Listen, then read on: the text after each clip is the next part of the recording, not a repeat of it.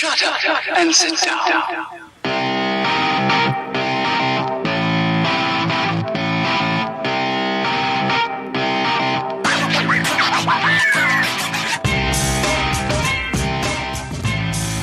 Hello, and welcome to a special edition of the Chasing Issues program. I'm your host, Greg, and I'm joined with my co-host, Rob. This podcast walks the gray lines of all issues: politics, sports, current events, you name it, we'll discuss it. So, Rob, how's it going tonight? Good, man. I'm ready to delve into the Trumpster. How about you? I think everybody's ready to delve into the Trumpster. I think it's just a bunch of smoke and mirrors. Let's do this. Yeah. All right, so we'll jump right into the sexiness that is the Trump. The Trumpster. Starting the day. So what we're referring to is Donald Trump apparently was on set back in 2005 for a short stint on a soap opera where he played himself. He was joined by Billy Bush, and they were on one of the studio buses, and they were bringing them onto the studio lot. And of course, they were already mic'd up and ready to go so they could make this grand entrance into the studio. And unfortunately for Donald, he was hot mic'd. Hey, so let's not kid ourselves. Oh, everybody. This is reality TV show 101. Well, you know, this is what business people do, and it doesn't necessarily mean that this is 100% real. This is a show for the young kid. Let's kick this. That's true. That's true. So let's listen to it. I better use some Tic Tacs just in case I start kissing her. Oh, yeah. I'm automatically attracted to beautiful. I just start kissing them. It's like a magnet. You just kiss. I don't even wait. And when you're a star, they let you do it. You can do anything. Whatever you want. Grab them by It's the the pussy. banter. You can do anything. Just the banter. He's impressing the kid. Going to sleep at 7 tonight, not doing anything. Come on, shorty. Ooh, that's legs, huh? Oh, nice legs. How they really do Yeah. Go ahead. Yeah, so what they're Toes doing good, you there don't is fall out of the bus. they're trying to get somebody to move out of the You're all way for it, so I can you check know? out this woman. it. Yeah, they're sporting the Down below. bus. They're on the bus. Pull the hell. Yeah. I think it's even more telling he didn't know how to get off the bus. Oh, how are you? Hi. Trump, how nice are seeing you? you. Terrific. Pleasure to meet He's you. not Terrific. even You know Billy off Bush? scripted. Oh, yeah. He's like from the hip. You know, every time I listen to that, and you're right, I do think it's a bunch of bravado. I don't think there's anything special about it. They're playing a role and just laughing it up. Like you said, he's trying to entertain the younger host of the show. But every time I hear it, I can't help but to think, Oh, yeah. the Trumpster's in the house. You know, it's comical that everybody's making such a big deal about it. Well, remember what we talked about earlier. Let's compare this to Obama Ugh. doing the whole, what was his name? Bergdahl? Yeah. And he brings up Bergdahl's mom, and the father's like a little bitch in the background, and he's like hugging on her and getting her all close to the podium. Yeah, let's do this. Yeah. Well, Obama and Trump, big differences. Well, you bring up Obama, but let's not forget Biden. That guy hugs and kisses and cuddles with every single woman anytime there's yeah. any screen time. Yeah, that's Uncle Joe. Yeah, man. That's crazy everybody's Uncle, Creepy uncle. Joe. Creepy Joe. And, you know, as sad as it's going to be when he leaves office along with Obama in January, I'm kind of going to miss him. He's kind of been vacant, you know, since his son passed away. And I'm sorry to hear that, but he kind of steals the show everywhere he goes. It's funny, but it's really sad as well. You know, they're just going to have 30,000 pounds worth of emails, confetti floating down from the ceiling when that happens. Yeah, I'm sure there's going to be quite the parade. You know, for the Trump supporters, if he gets elected, it's going to be a parade of victory, and some small towns or groups of people are going to have it in sadness that, you know, the Messiah's leaving. But, you know, if Hillary gets elected, it's going to be a flip. You know, everybody's going to have a pity 8 years party. of emotional nothingness on a roller coaster to nowhere. Well, an apology tour for 8 years. Let's not forget. I'm sorry. I'm not. I'm glad to see them go. Yeah. I know we walk a gray line and we try Don't to hit your ass on the way out, right? stay pretty neutral here, but it's really hard. It's pretty hard. I don't. I don't. All I can think of is applause. Yay! Now, see you later. Enjoy your right. post political career somewhere else, giving speeches for $500,000 a piece or something, because they're going to rake in the bucks. Look how much the Clintons have made. Dude, the fun zone for 8 years. Come on. Well, yeah, travel wherever you want on Air Force One, at taxpayer dollar expense. Come on, you can't live any better than that. Yeah, you knew he could play golf at least once a week. I think calling it once a week in this last year is very generous. I think he's probably playing 3-4 times a week, and you know what?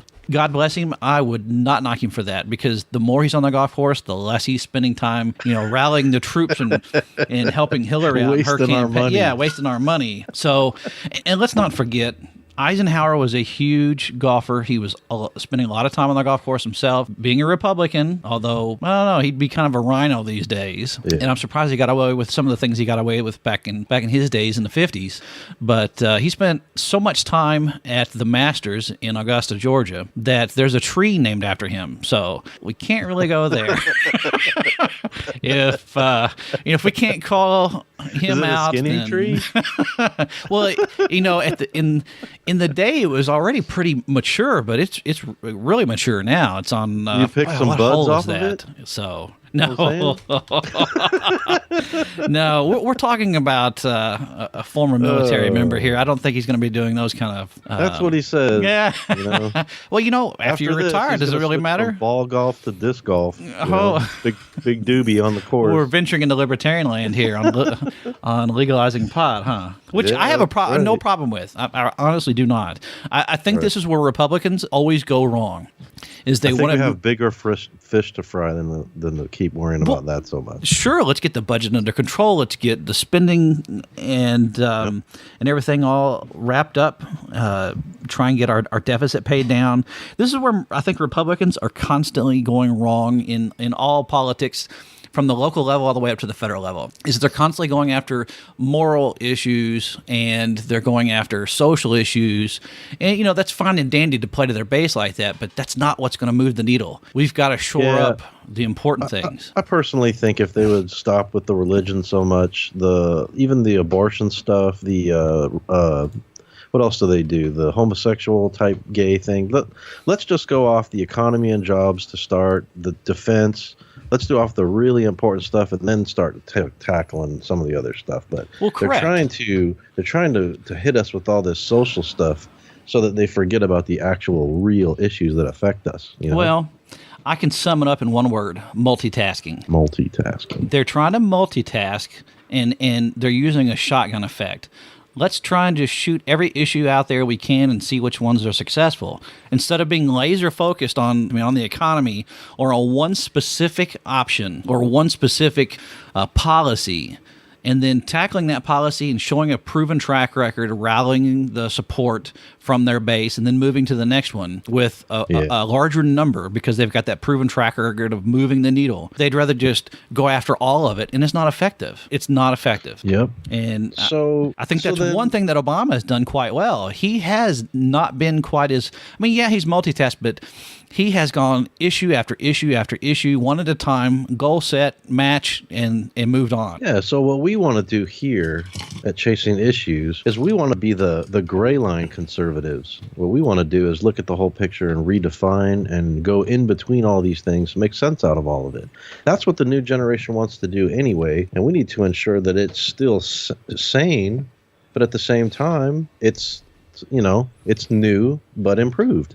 And that's our goal here. Yeah, I think there again, it's not just with the shotgun approach, but I think every single politician on the state level and federal level have that same mentality, especially on the Republican side. If you even read down their statement of beliefs, or I'm forgetting what it's called. Their manifesto. Yeah, like their manifesto. I forgot what it's called, but the platform. Yeah, the platform. There you go. Thank you for helping me out there, Rob. Yeah. It's their platform. They list, and it's pages and pages long. I forgot what the Republican platform is. It's like 30-something pages long, and that's great. Man. But there again, can you really carry that much water and be successful? You've got to break it down. You've got to get it to where let's compare this to the libertarian platform. The libertarian platform, you know how many pages it is? 7 pages. Ooh, we need to get this thing down to the brass tacks. Nobody wants to hear that much stuff. No, they don't. Do we have any more of that Trumpster stuff to go on here? I want to hear that guy. I think he's pretty funny, man. Just in case this Guy's funny. You know, I love the automatically Tic Tacs. attracted to beautiful. I just start kissing them. It's like Nice a touch. magnet. Just kiss. I don't even wait. And when you're a star, they let you do it. You can do anything. Sure they do. They're gold diggers. Grab them by the Just pussy. explain to that young kid. That's all he's doing. Oh, he's got him mesmerized. That young kid is Billy Yeah. Bush, by the way. George Oh, it W.'s looks good. Yep. cousin. Come on, Shorty. Ooh, Come on, nice Shorty. legs, huh? Oof, get out of the way, honey. Let's Get out go. of the way. Donald is just sarcastic and funny. That dude Good. has it down. It's always good if you don't fall out of the bus. Yeah. Like Ford, Gerald He's- Ford, remember? Oh, see? That's kind of funny. Down below. This 2005, this is 11 years ago, and he's bringing up presidential things of mistakes not to make. Yet here he is How running are for you? president. Hi. And of course, there he goes off trying to meet the co-host he's going to be working with. But he's got foresight. If you look and pull up interviews that he gave back in the 80s. In fact, you and I have discussed this. We've both read his book, The Art of the Deal. Fantastic. Yep. It's just a basically follow Trump around for a few weeks and take notes kind of a book. It's nothing really extremely insightful as far as him dishing out little nuggets. He kind of feeds it to the interviewer that helped write the book. I mean, I know it's got his name on it, but it's really not written by him. Well, what I got out of it was, his day starts pretty much the crack of dawn, and he stops when the business is done.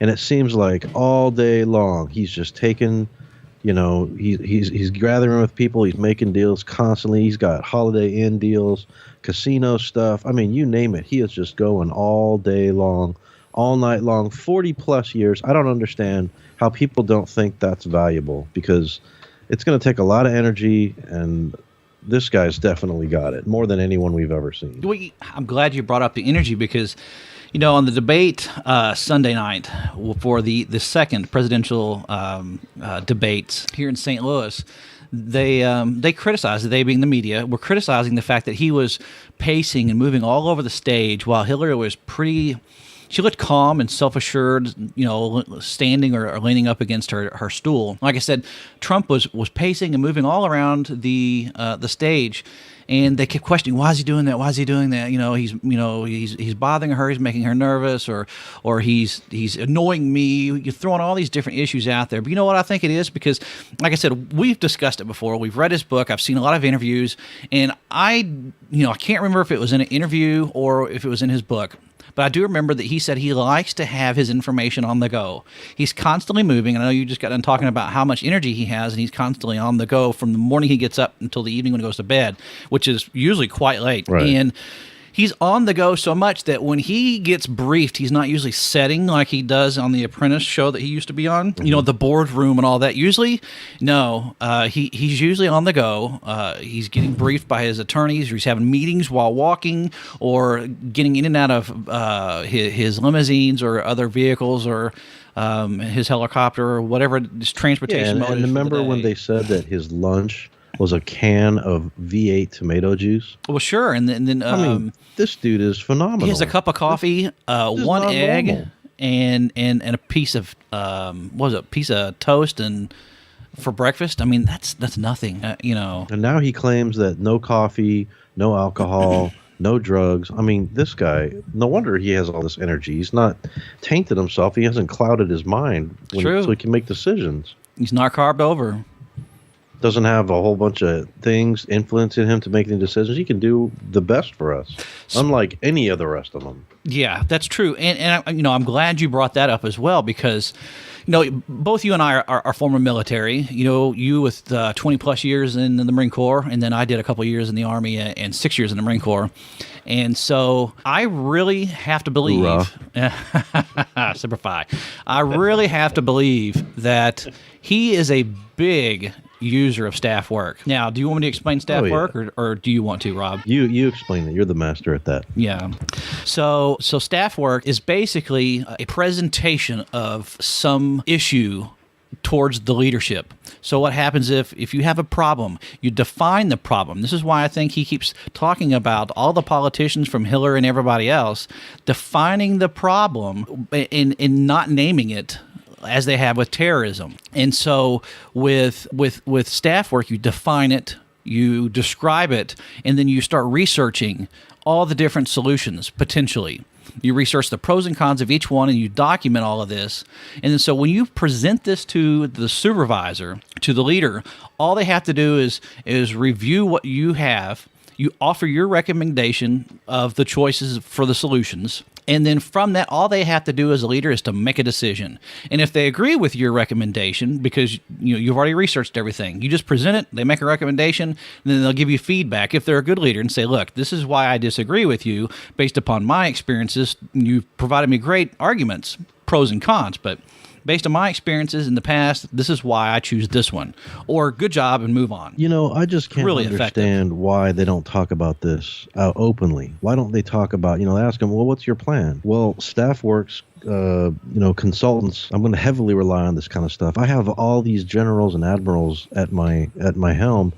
They know what's going on. And the problem with the administration the last 7.5 years or so is that they're making poor decisions. They're not solving the problems. Things are expanding in the Middle East for a bad way. I mean, his answer is he's gonna make smart decisions based on 40 plus years of doing that and making great decisions. We talked about how he made like 512 good deals versus his 6 bad deals. I mean, when someone's willing to put out that much risk and just swim in this stuff, swim with the sharks, that's the kind of people you want leading stuff, not people who've never done anything, not people who have not even gotten their law degree and not even, had an actual job in the law enforcement, just been a professor at law, just teaching other kids the stuff, community organizer. Well, sure. We talked about the Saul Alinsky doctrine, and we're going to go over that later on how they copy and use that, I mean, it's incredible what we are doing. We may pass up the only business guy who's ever really gotten this close to doing this. And if we don't elect this guy, we're never going to know. All we're going to get is politician after politician, same old, same old. We're just dooming ourselves. We're never going to try something else that might work. This is crazy. Well, yeah, that's true. And I'm glad you also brought that up too, because let's face it, if you were referring to the current administration and the current president, not only was he just a law professor, which he wasn't actually a professor, he was, I think it was an associate professor, but yeah, professor. It was in theory, it wasn't in practical experience. Right. So that's even different. It's not like he's actually been in the courtroom or he's out actually gathered some sort of experience that's relevant, like Trump has. And I don't want to be stuck on Trump. You could look at other successful people. I mean, let's take Mark Cuban, for instance. Mark Cuban, I've listened to a lot of his interviews as well. And he always, anytime he's asked about how his day is and how he finds his deals, his deals to further invest his money that he's earned, he says that he gets, X number of 1,000 emails a day, and he spends most of his day on the move. He's in meeting after meeting. He's responding to emails, and his day is completely booked with trying to digest and respond to all this input. And so I think when you get to that level and you've got that much money and you're that successful, that's pretty much how your entire day is going to be. So wouldn't you agree? Yeah. All right. I think I need some more of that music, though, don't you? I'm really missing the 70s like a lot. Well, being the age I am, I don't remember a whole lot of the 70s. I think I passed into the 80s in about 8 years or so. But sure, we could play another selection. There's the roller skates, man. Come on, dude. Oh, this is a roller skate rink music here, right? Hell yeah, man. Yeah, it's speed track time. little bass line. Oh, yeah. Yep. Yeah. This is pretty fantastic music, but I think we're going to wrap this first edition of the Chasing Issues program up tonight. Any closing arguments or conversation points? I just look forward to many more. We got a lot of topics, a lot of issues to go over, a lot of stuff people care about. We sure do, and we'll stay on the chase. Ready. Thank you for joining us tonight. I've been Greg, and my co-host has been Rob, and this has been the Chasing Issues program. Have a good night.